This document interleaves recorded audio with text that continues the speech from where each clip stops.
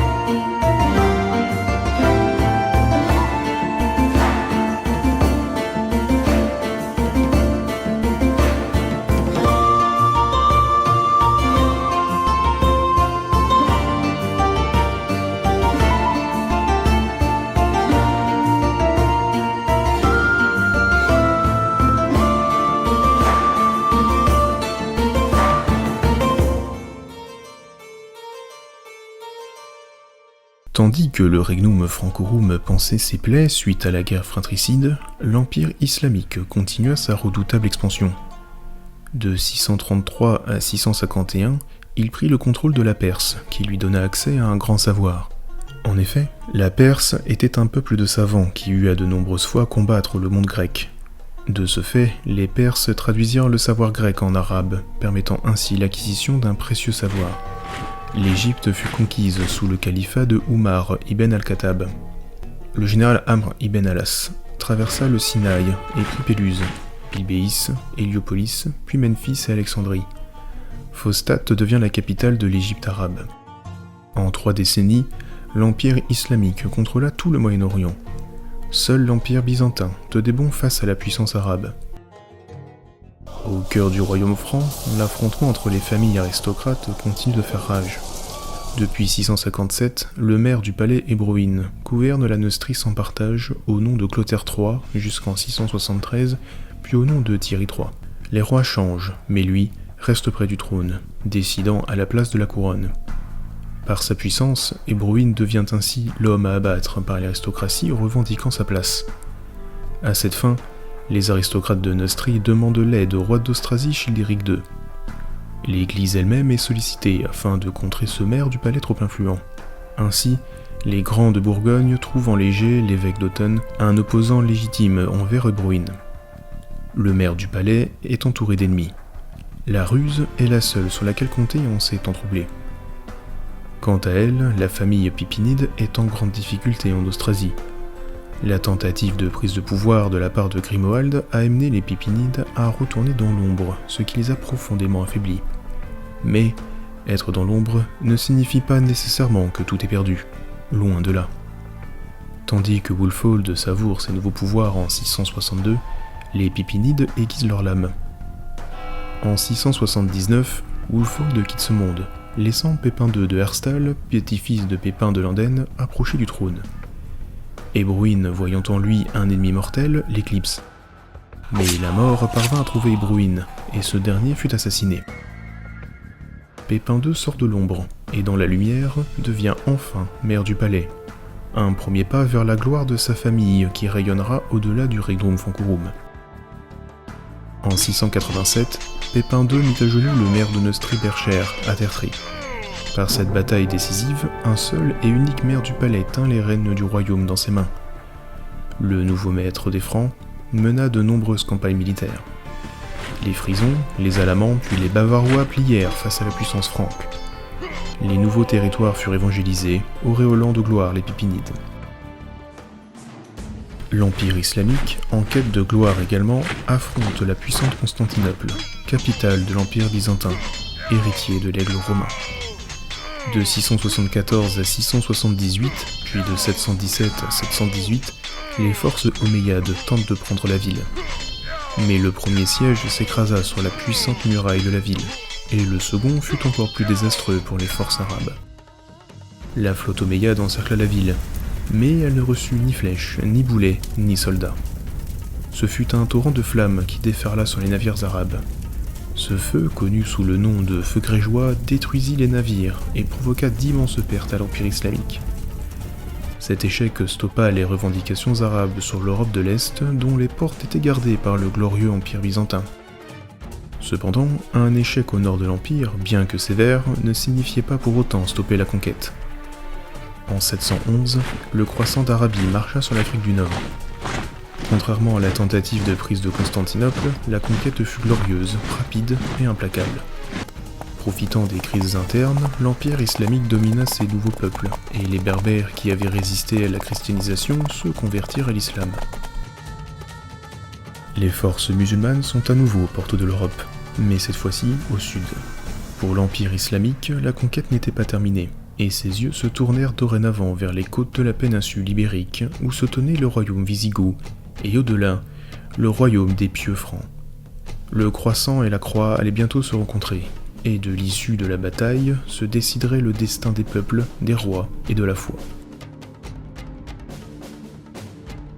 En 710, le royaume wisigoth est ébranlé par la mort de son roi Witiza. La disparition de ce dernier plonge le royaume dans une forte crise de succession. Cette crise, affaiblissant les défenses des Wisigoths et surtout son unité, offre une opportunité inestimable à l'Empire islamique.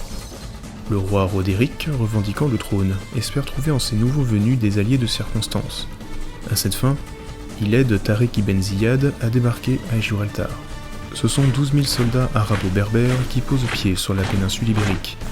Mais ses alliés s'avèrent être en réalité des envahisseurs, et Roderick est défait par les forces musulmanes. L'année suivante, le lieutenant Moussa arrive sur la péninsule afin de guider ses troupes à la victoire. Les Visigoths ne purent faire face à une telle invasion, et en quelques années, leur royaume s'effondra. En 716, la péninsule ibérique est aux mains de l'Empire islamique. C'est une longue occupation de plusieurs siècles qui commence, mais c'est également à cette date que la Reconquista prend racine. Un long combat attend les habitants de la péninsule, un combat qui durera plus de 700 ans et qui remettra le Christ sur le trône grâce à la reine Isabelle. Les Visigoths étant tombés, l'armée musulmane est dorénavant aux portes du Regnum Francorum. Le royaume de Clovis est affaibli par les crises intestines et le déclin des rois mérovingiens est une menace qui plane au-dessus des Francs. Cependant, une nouvelle famille s'est levée. Une famille qui, par l'arrivée des musulmans, verra sa destinée épouser celle d'Ulysse. Pépin II, celui qui réussit à réaliser le rêve de son grand-père, rend son dernier souffle. Sa femme, Plectrude, assure la régence du fait de la jeunesse de ses enfants. Un signe supplémentaire que le pouvoir des rois mérovingiens est devenu fantoche. La jeunesse des enfants de Pépin II mène les Neustriens, guidés par le maire du palais Rainfroid, à se lever contre les Pipinides. Le duc Eudes d'Aquitaine, ainsi que les Saxons, se joignent à cette rébellion. Face à cette offensive, Plectrude place Chilpéric II sur le trône pour succéder à Dagobert III. Ce choix cache un deuxième objectif. En effet, Plectrude est la seconde femme de Pépin II, qui avait déjà un fils de 26 ans en âge de guider les Pipinides. Ce fils, qu'elle enferme par crainte, répond au nom de Charles Martel. En 716, Charles Martel s'évade de prison et entame sa marche héroïque. Il prend les armes contre les Neustriens qu'il défait à Amblève, puis à Vincy l'année suivante. Ragenfrid est soumis en 719 à Soissons, permettant à Charles de prendre le contrôle de la mairie du palais de Neustrie. Par ses éclatantes victoires, Charles Martel est auréolé de gloire et devient l'unique maire du palais du Regnum Francorum. Ainsi, le royaume qui menaçait de rentrer dans une crise profonde est sauvé, et s'en retrouve renforcé grâce à Charles Martel, qui n'est qu'au début de son histoire légendaire. Le glorieux maire du palais fit rayonner le royaume franc et Jésus au-delà de ses frontières. De 716 à 738 avec ses hommes, il marcha sur la Germanie, qui n'avait pas encore plié le genou devant le Christ et le lys. Il soutint l'évangélisation des terres païennes par saint Boniface. Ainsi, les tribus saxonnes qui avaient mené de nombreuses incursions en terre franque cessèrent d'être une menace pour un temps, et l'alliance avec l'Église fut durablement renforcée. Cette alliance allait être essentielle face à l'épreuve à laquelle le royaume allait être confronté. Les redoutables armées musulmanes franchissent les Pyrénées. Rapidement, Narbonne tombe, et la Septimanie avec elle. Une colonie berbère est installée, servant ainsi de base pour les prochains raids qui déferleront jusque dans le Rhône et la Bourgogne. Le gouverneur Hassan ibn Malik al-Rawlani assiégea la ville de Toulouse, qui put mettre en déroute l'envahisseur. Mais d'autres villes n'eurent pas cette capacité de défense. Ainsi, en 724, Carcassonne et Nîmes tombèrent face aux Omeyyades qui renforcèrent leur présence dans la zone. Pendant ce temps, Charles Martel est occupé à combattre l'Aquitaine, les Frisons, les Saxons et les Bavarois. Durant ces campagnes militaires, Charles Martel introduit la cavalerie professionnelle à son armée qu'il finance grâce aux terres et biens de l'Église. Un acte qui déplaît, mais Charles Martel garde le soutien du pape, qui salue les actes de foi envers saint Boniface. La rivalité entre le duc Eudes et Charles Martel mène le duc d'Aquitaine en 729 à s'allier au chef berbère Mounoussa. Cette alliance est un acte de trahison envers les Francs que Charles Martel compte sanctionner sévèrement. Ainsi, en 731, l'Aquitaine est envahie par 2 fois, et le duc Eudes est mis à genoux. Le royaume franc est certes en crise politique, mais contrairement aux autres terres conquises par l'Empire islamique, il est également en train de s'unifier derrière un nouveau chef ayant prouvé sa valeur au combat, mais un homme aussi fort était-il, ne pouvait pas être présent dans tout le royaume face aux raids musulmans. Le Regnum Francorum allait être durement frappé, incitant Charles Martel à enclencher une puissante riposte. En Al-Andalus, Abd al-Rahman désire rétablir le contrôle omeyyade en Aquitaine et d'éliminer le duc Eudes. Ainsi, c'est une nouvelle armée, plus importante cette fois-ci, qui franchit les Pyrénées. Bordeaux est assiégé et le duc Eudes leur fait face afin de défendre la ville. Cependant, Face à la puissance militaire de l'envahisseur, le duc est défait, et la ville est ravagée, est mise à sac, et les églises sont incendiées. Cette défaite est très lourde pour l'Aquitaine. Pour les musulmans, la chute de Bordeaux est une grande victoire, et enrichis par les pillages, ils continuent leur invasion, ravageant l'Aquitaine. L'église Saint-Hilaire de Poitiers est détruite, et les Arabes font route vers Saint-Martin de Tours, un riche sanctuaire.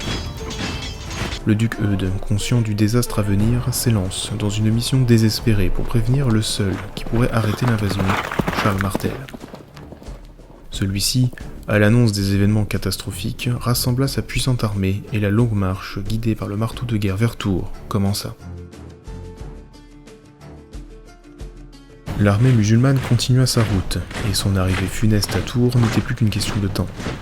Mais une armée l'attendait sur sa route. Une armée composée d'infanterie bien armée et équipée, mais également d'une puissante cavalerie. Devant cette armée se tenait un homme dont la détermination était visible sous son visage. Charles Martel, le marteau de guerre, le maire du palais qui avait unifié le royaume derrière lui, se tenait face à ces hommes, galvanisés par les mots de leur chef et par leur foi en Dieu.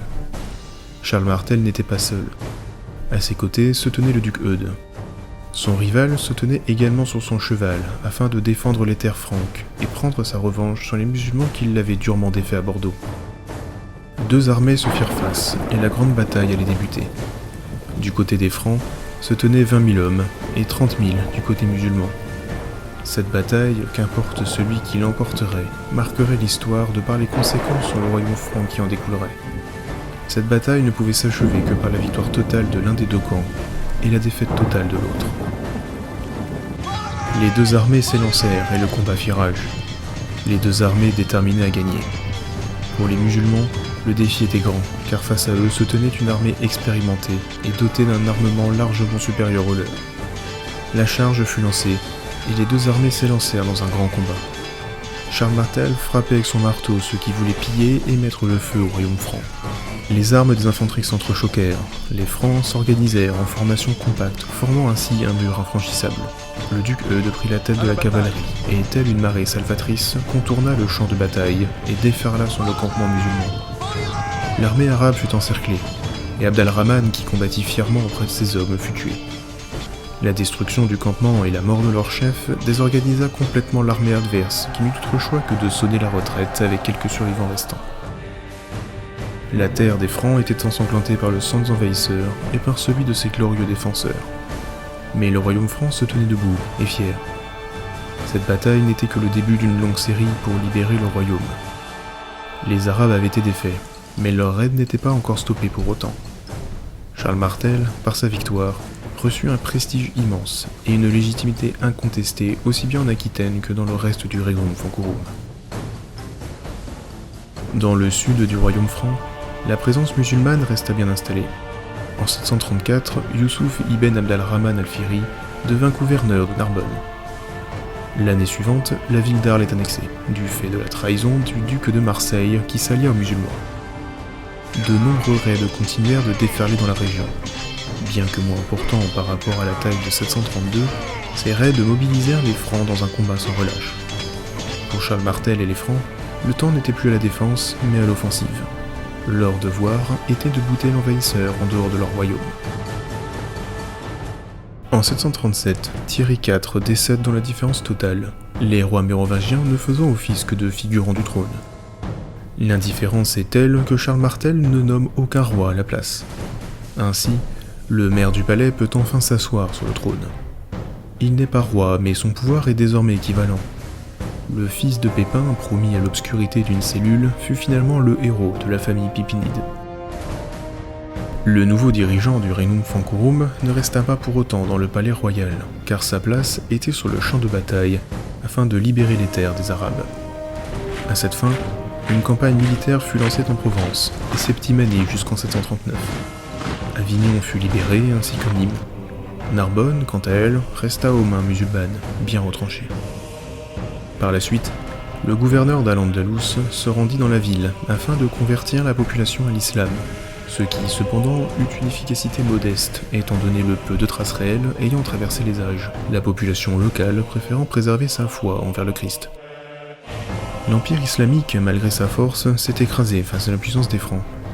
La défaite de Poitiers n'était que le prélude à sa chute prochaine, car en son sein, les fissures commençaient déjà à apparaître. Cet empire, autrefois uni, allait se scinder, et la menace qu'il représentait allait disparaître. En 739, l'Empire islamique vit des révoltes berbères éclater en Afrique du Nord. En effet, la pression fiscale et la discrimination à l'encontre de ces peuples par les Arabes mènent les Berbères à prendre leur destin en main. Les révoltes déstabilisent grandement l'Empire islamique, qui perd ainsi le contrôle de l'Afrique du Nord et des royaumes berbères indépendants émergent. En plus de cela, le conflit religieux datant de la mort de Muhammad reste présent. Les Omeyyades voient leur autorité être contestée par les Abbassides, bien que cette confrontation se concrétise une décennie plus tard. Cette instabilité croissante provoque ainsi une perte de puissance qui donne un avantage supplémentaire aux Francs. Charles Martel, sentant son départ du monde terrestre arriver, décide d'organiser le partage du royaume franc entre ses deux fils. Carloman reçoit ainsi l'Austrasie, l'Alémanie et la Thuringe. Pépin III, connu plus tard sous le nom de Pépin le Bref, reçoit la Bourgogne, la Neustrie et la Provence. Tout comme le fit leur père, ils seront deux maires du palais, dirigeant son roi. Le 22 octobre 741, Charles Martel rejoint les cieux en laissant derrière lui un très grand héritage. Défenseur de la foi, sauveur du royaume franco-roume et bâtisseur de l'avenir pépinide. Ses deux fils prennent la suite de son œuvre, mais un troisième enfant, nommé Griffon, n'hérite que de quelques terres. Celui-ci, se sentant lésé, désire tirer son épingle du jeu. L'aristocratie, voyant en lui un potentiel outil contre les héritiers de Charles Martel, le soutiennent. Mais les enfants de l'ancien maire du palais ont hérité de sa détermination. Carloman et Pépin III, voyant la menace s'organiser, décident en 743 à placer sur le trône Childéric III, fils de Chilpéric II. Ainsi, revendiquer le trône est dorénavant inaccessible de par la présence d'un héritier légitime de Clovis. Dans les années suivantes, Carloman et Pépin répriment avec fermeté plusieurs révoltes, celles des Saxons, des Bavarois, des Alamans et des nobles d'Aquitaine. Griffon, après plusieurs tentatives de soulèvement, est capturé, relâché, puis tué en 753 lors d'une fuite vers l'Italie. Conscient que les campagnes militaires de son père, Charles Martel, s'étaient accompagnées de la confiscation de biens ecclésiastiques, ce qui avait suscité du mécontentement au sein du clergé, Pépin III choisit d'apaiser les tensions. En 742, il restitue une partie des terres et des biens saisis aux églises d'Austrasie. Dans le même temps, Saint Boniface, missionnaire et proche collaborateur de Charles Martel, reçoit toute l'autorité nécessaire pour entreprendre une vaste réforme de l'Église franque visant à renforcer sa discipline et à réorganiser les structures ecclésiastiques. Ainsi, en 743, se déroule le concile d'Estine. Durant celui-ci, Carloman réunit un synode qui reconnaît que les Pépinides ont saisi des terres ecclésiastiques pour financer leur guerre bien que légitime. Les biens sont restitués accompagnés d'un dédommagement. L'année suivante, Saint Boniface organise le synode de Soissons, qui vise à lutter contre la corruption au sein de l'Église. La hiérarchie et la discipline sont ainsi restaurées, et les fils de Charles Martel reçoivent la fidélité des cadres de l'Église. En 747, Carloman décide de se dévouer totalement à la foi. De ce fait, il quitte son poste de maire du palais et remet tout dans les mains de son frère Pépin III. La même année, dans la chambre du palais royal, des cris de bébé se font entendre. Un nouveau-né arrive au monde, le fils de Pépin III. Ce nouveau-né prend le nom de Charles Ier, celui que l'on appellera plus tard Charlemagne. Pépin III, seul à la tête du royaume, sans crise pour menacer l'unité et ayant le soutien de la Sainte Église, annonce que le temps est venu pour lui de déposer le dernier roi mérovingien et d'assumer à sa place le trône du Regnum Francorum. À cette fin, il demande au pape Zacharie de le sacrer roi, et le chef de l'Église chrétienne accepte, car selon lui, celui qui possède réellement le pouvoir doit être roi. Pour les Mérovingiens, leur fin est arrivée. Pépin III dépose Childéric III, dernier roi mérovingien, et se fait élire roi par l'Assemblée des Grands, rassemblée à Soissons. Dans ce lieu historique, les évêques, dont l'archevêque Boniface, le sacrent roi des Francs. Par cet acte, 3 siècles de règne mérovingien prennent fin, et une nouvelle dynastie monte officiellement sur le trône, la dynastie carolingienne. Childéric III perd ainsi sa légitimité qui n'était que d'apparat. Il est capturé, tondu, puis enfermé à l'abbaye de Saint-Bertin, à Situ. L'héritage des Mérovingiens ne demeure que dans l'image de Clovis, qui sert la légitimité de la prochaine dynastie royale. Le Regnum Francorum est de nouveau uni derrière un roi, Pépin III, dit le Bref, et son héritier Charlemagne se prépare à suivre les pas de son père et de son grand-père. Le royaume, dorénavant soudé et protégé de toute crise, peut reprendre les campagnes militaires pour récupérer les terres perdues lors des invasions arabes. En 752, les armées du nouveau roi des Francs font marche vers la Septimanie occupée. En parallèle, en 754, Pépin le Bref est sacré de nouveau roi des Francs par le pape Étienne II, qui en retour lutte contre les Lombards en Italie, qui avaient pris les terres du pape. En 756, les Lombards sont vaincus, et les terres autrefois perdues sont restituées au pape, qui en devient propriétaire. Ce que l'on appelle la donation de Pépin est considéré comme étant l'acte fondateur des États pontificaux. L'alliance entre la papauté et la dynastie carolingienne est scellée, rappelant l'union sacrée entre les Francs et Dieu. Après plusieurs années de combat, la reconquête de la Septimanie est une réussite, non pas uniquement grâce à la force des armées franques, mais également par le courage de ses habitants. Les chrétiens, qui n'avaient supporté que trop longtemps l'occupation musulmane, prirent les armes et ensemble, ils libérèrent leurs terres. Les Omeyyades, qui avaient également subi la prise de pouvoir par les Abbassides en 750, quittèrent le Regnum Francorum et se retirèrent de l'autre côté des Pyrénées, en Al-Andalus, dans l'émirat indépendant de Cordoue, créé en 756. L'invasion musulmane était terminée. Les Francs et la Croix du Christ l'avaient remportée, et dans l'adversité, étaient ressortis encore plus forts. La fille aînée de l'Église restait debout et fière.